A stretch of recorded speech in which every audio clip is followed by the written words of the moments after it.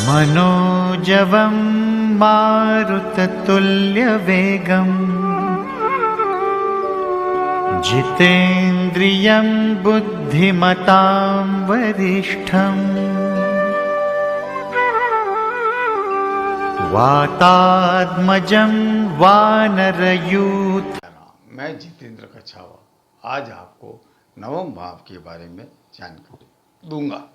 नवम भाव जो है, ये नवम भाव, इस कुंडली में नवम भाव का स्वामी बृहस्पति देव है। बृहस्पति देव इसलिए है कि यहाँ की 9 नंबर लिखा है या 1 नंबर लिखा है।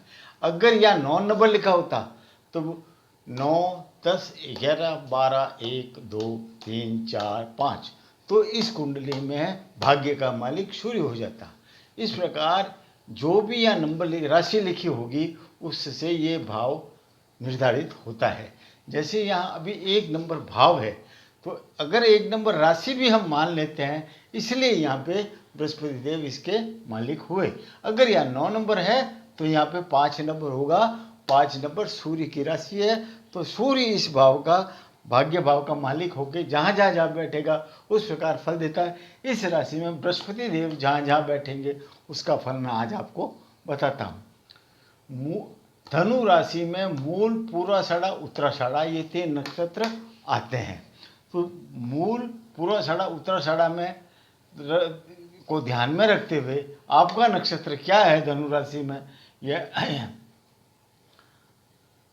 धनु राशि में, तो ये जैसे मान लो, अगर मान लो चंद्रमा यही बैठा है तो आपकी धनु राशि है। तो धनु राशि है और धनु राशि का मालिक भाग्य है। भाग्य में चंद्रमा बैठा है तो ये अपने या गुरु कहाँ बैठेगा तो क्या फायदा देगा, इसका मैं आपको जानकारी। भाग्य भाव का मालिक गुरु यहाँ आके लगन में बैठ जाता है तो ये प्रथम श्रेणी का राजयोग बनाता है। ऐसा व्यक्ति जन्म से ही सोने का चम्मच मुंह में लेके पैदा होता है। ऐसे व्यक्ति की उन्नति बहुत ही जल्दी होती है, बहुत ही ज़्यादा उसके पिता की मतलब वृद्धि होती है और बहुत अच्छा बनता है।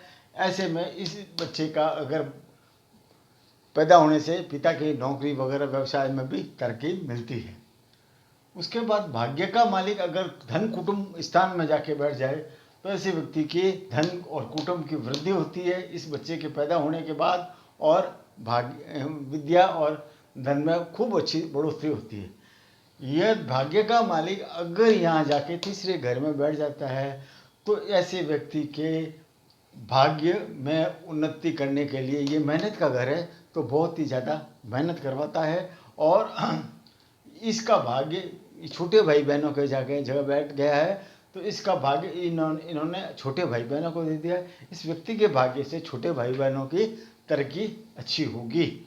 इस जगह का मालिक गुरुदेव है, यहाँ आके बैठ जाते हैं। ये चौथा भाव है। चौथे भाव में बैठने से गुरुदेव यहाँ उच्च के हो जाते हैं। उच्च के गुरु यहाँ बैठने से सुख, माता, विद्या, वाहन का सुख, इनको प्रथम श्रेणी का सुख मिलता है, प्राप्त होता है। इस जगह का मालिक अगर धन यहाँ आके बैठ जाता है, ये जनता का धन है, बच्चों का स्थान है, तो ऐसे व्यक्ति को जनता का धन की प्राप्ति होती है।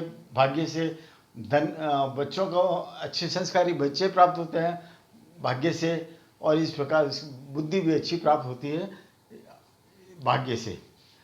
भाग्य स्थान का मालिक अगर छठे स्थान में आके बैठ जाता है तो ये भाग्य की रुकावट करता है। छठे या 8वें 12वें स्थान में बैठने वाला ग्रह रुकावट डालता है।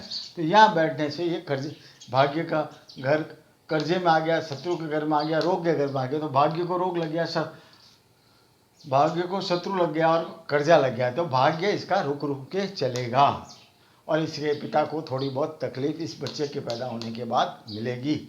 अब भाग्य का मालिक विवाह स्थान पर या साझेदार स्थान पर आता है तो भाग्य का मालिक विवाह स्थान या साझेदार स्थान पर आने से विवाह होने के बाद भाग्य की बढ़ोतरी होगी, साझेदारी करने के बाद भाग्य की बढ़ोतरी होगी।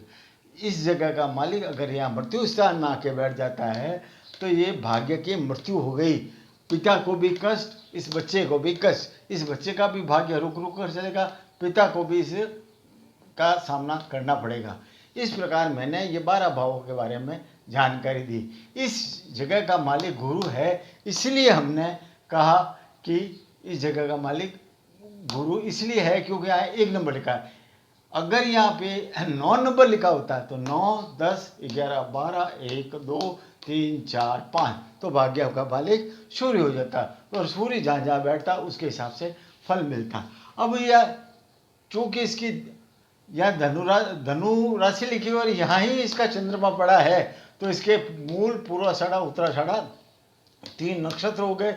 इन तीनों नक्षत्रों के देखते हुए गुरुदेव आज के समय में किस नक्षत्र में भ्रमण कर रहे हैं उससे सम है, विषम है या अपने बद्ध तारा में है, मित्र तारा में है, ये देखना हमको पड़ेगा। इससे एग्जैक्ट जानकारी प्राप्त हो जाएगी। एक तो जन्म का स्थान में देखना पड़ेगा, जन्म के स्थान में ये मूल में है, पूर्वाषाढ़ा में, उत्तराषाढ़ा में चंद्रमा कहाँ है और आज चंद्रमा ये बृहस्पति कहाँ है ये भी देखना पड़ेगा। इन दोनों को मिला के आज का फल कथन कहा जा सकता है। जय श्री राम।